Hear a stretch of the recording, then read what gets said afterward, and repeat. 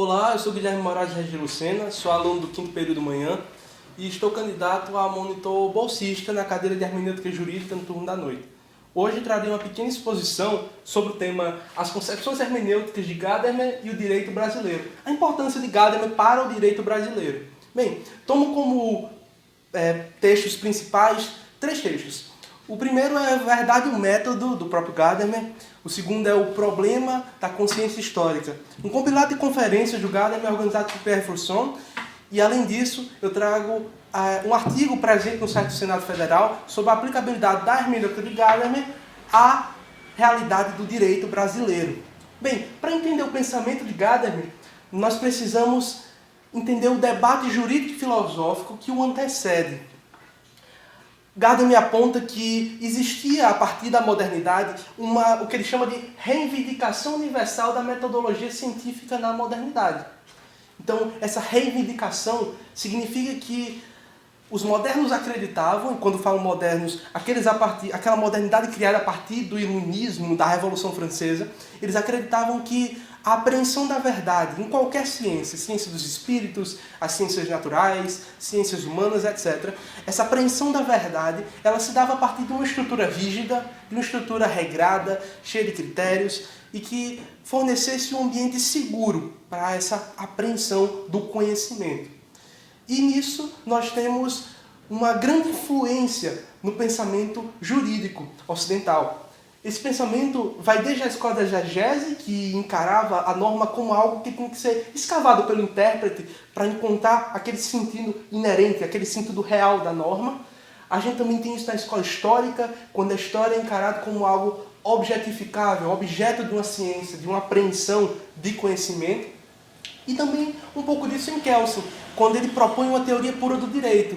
Uma teoria, não uma teoria do direito puro, mas uma teoria pura. Uma teoria que aparta as influências políticas, filosóficas, sociais, para aprender o direito tal qual ele é. A hermenêutica não escapou disso. A hermenêutica foi entendida, então, como uma técnica.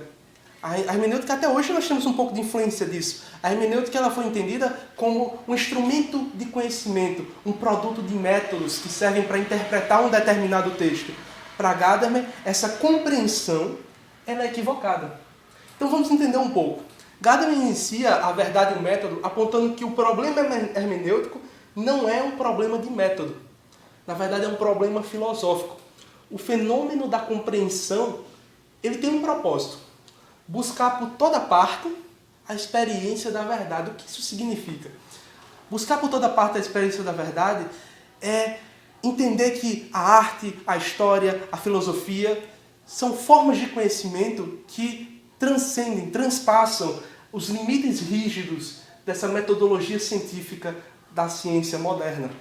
Então, o fenômeno da compreensão, ele tenta entender dentro da vida humana, dentro do universo totalizante hermenêutico, ou seja, tudo que nós realizamos, as nossas vivências sociais, as ocorrências naturais da nossa existência, tudo isso compõe um universo de linguagem, um universo a ser interpretado. Nós mesmos somos linguagem. Nós devemos nos autocompreender para também compreender o outro, também compreender um texto. Entendem como isso é fundamental? Então, surge uma dúvida. Como essa hermenêutica apresentada de forma existencial, como é que essa hermenêutica ela tem legitimação? Como é que essas formas de conhecimento, história, arte, filosofia, como elas vão ter legitimação, enquanto a legitimação da ciência moderna está residida nesses métodos rígidos, nesses critérios de segurança, nesses experimentos que confirmam a teoria, nas hipóteses? Bem, a legitimação para Gadamer reside no estudo aprofundado da hermenêutica, em apresentar o fenômeno da compreensão em toda a sua envergadura, estudar a hermenêutica profundamente a partir da história da filosofia. Ele não é o único que faz isso. Nós podemos lembrar de Fivék, que retoma a Vico, retoma a tópica aristotélica, a tópica ciceroniana, né, de Cícero. Bem, a gente tem alguns exemplos na filosofia contemporânea, seja do direito, seja filosofia geral, que trazem essa experimentação. E Gadamer propõe isso. Propõe revisitar os clássicos. Ítalo Calvino fala em Por que ler os clássicos, que toda vez que lemos um clássico, estamos relendo. Estamos relendo porque apesar de ser a primeira vez que temos contato com aquele livro, ele faz parte como clássico da nossa memória coletiva, ele faz parte como clássico desse universo da linguagem, universo totalizante hermenêutico, que dá à hermenêutica a universalidade e o seu caráter existencial. Aí estaria a legitimação. É no passado, na apreensão da história da filosofia que encontramos verdades que na nossa consciência contemporânea não conseguimos encontrar, lendo Platão, Aristóteles, Kant, Hegel, entendem? Então, quando a gente traz isso, Gadamer tanto é influenciado por Heidegger, por entender o ser como linguagem, entender a linguagem como base do ser e da sociedade, mas além disso, Gadamer nos dá um alerta, e ele dá esse alerta no livro Os Problemas da Consciência Histórica, na introdução do seu livro. Ele nos alerta, não entendam a defesa da tradição histórica dentro da interpretação jurídica e filosófica como algo preso a um conservadorismo. Não entendam como isso.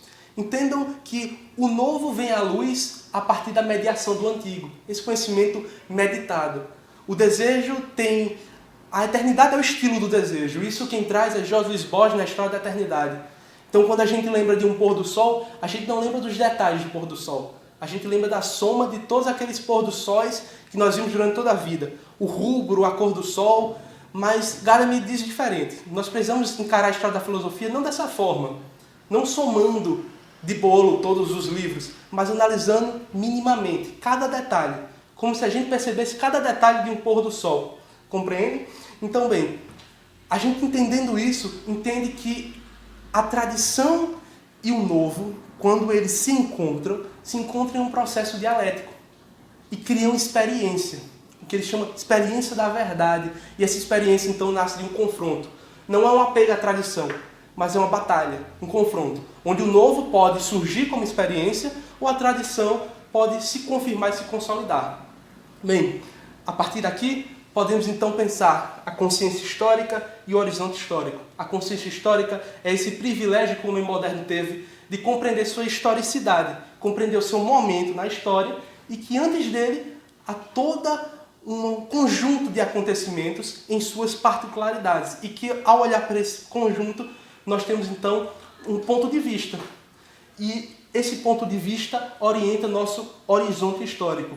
É a nossa visão sobre um texto que nós pegamos, quando vamos ler, nós temos então possibilidades. Não é algo impositivo. Eu tenho minhas crenças, meus preconceitos, minhas opiniões prévias, mas eu não imponho isso ao que eu leio. Na verdade, eu tenho isso como uma possibilidade, um ponto de vista de leitura. E por que isso é importante para o direito? É possível verificar essa importância ao nos depararmos com o exercício da prática jurídica e a presença nela do ciclo hermenêutico, que é quando o juiz, dotado de preconceitos, de pré-juízos, de opiniões prévias, ele expõe essas opiniões, ele expõe sua leitura, ele expõe isso a um texto normativo que é um novo espaço de compreensão. Existe nisso um duplo percurso. O juiz interpreta o texto, mas o texto também interfere nas preconcepções do juiz. A compreensão em Gadamer e a interpretação não são dissociadas, separadas. A interpretação é a compreensão explícita. Bem, eu acho que uma imagem que nos elucida muito bem sobre a interpretação em Gadamer é do filósofo do direito Riccardo Guattini. É um professor do chamado realismo jurídico italiano, realismo jurídico genovês. E ele traz que a interpretação é a reformulação do discurso das fontes. Veja que interessante.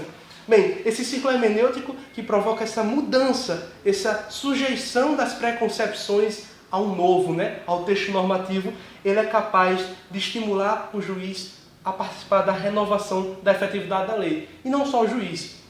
Gadamer traz uma hermenêutica que convida as partes a participar dessa criação de sentido, a exercer o contraditório, a exercer a ampla defesa. O interessante é isso, a renovação nesse sentido e a importância da hermenêutica de Gadamer dentro do direito brasileiro é numa sociedade complexa, numa sociedade que está em constante mutação, as pessoas possam fazer a fusão de diversos horizontes, de diversos universos linguísticos transferidos para melhor construir a efetividade social do direito.